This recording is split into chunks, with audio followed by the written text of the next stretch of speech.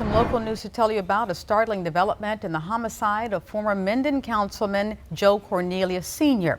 Newly released recordings between Cornelius and his late daughter, Keisha Miles, show Miles speaking with her father about abuse she alleges she suffered at his hand. Both were shot and killed in early September.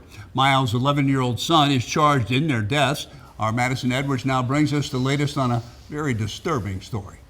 Jeff, Brenda, tonight I spoke with Shea Production Group's Chanel Hudson O'Connor about why it's so important to share Keisha Miles' story of alleged abuse. The conversation was recorded 3 years ago on the porch where the fatal shooting took place as Miles confronts Cornelius, who she says sexually abused her.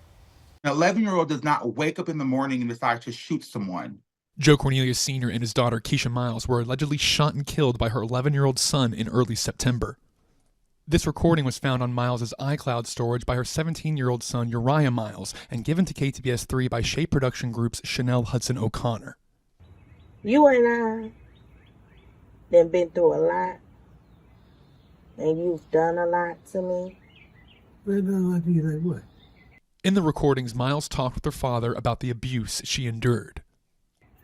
Like, when you do things for me, you expect something in return.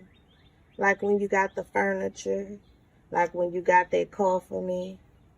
You always wanted something in return, and what you wanted was something sexual. Whatever it is, you must have enjoyed it yourself too? Mm-hmm.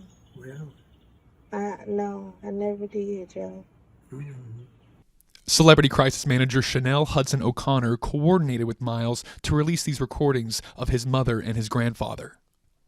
Keisha Miles did something that a lot of Americans are afraid to do. She had the bravery and courage to confront someone who had been sexually abusing her for her lifelong years. In the recordings, Miles talked with her father about the abuse she endured, alleging he would buy her things in exchange for sexual favors. Deep down in my mind, I know I had to sacrifice something. Every time I did something with you, a little portion of me died. This should be an open forum for people to come forward, especially if they've been involved with Joe Cornelius Sr. But it should also be a call to action to show the courage and bravery of a 17-year-old who, by himself, did what he had to do to make sure that his mother's story got told. And every day I try my best. Just listen to me, Joe. Just listen to me. And each and every day I try my best just to be a normal daughter and expecting normal father and love in return. I ain't gonna get it. I ain't gonna have nothing to do with this money. Minden Police Chief Jared McIver confirmed allegations were made against Cornelius, but no substantial evidence was found. He said these recordings were never given to detectives. That's just one of many rumors that we've heard. We still have no evidence to that. I think if whoever wanted that video out, if they thought it was important enough to be evidence, they would turn over the police department. We had never heard that video, never seen that video. She had reported it previously to Minden Police Department. They took a record of the report and nothing ever happened to it. And now here we are going on 3 years and her truth is finally coming out. And we'll be following the juvenile's trial as it goes on. Attorney Christopher Merle represents the 11-year-old and says his client is not a malicious child, but a boy placed in an impossible, unfathomable situation.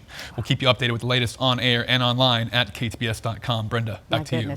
Madison, remind us of the charges facing that young boy. That 11-year-old boy is currently in detention for a murder charge, and he is on a bond of $250,000 per murder charge, totaling $500,000, Brenda. My goodness. Thank you, Madison.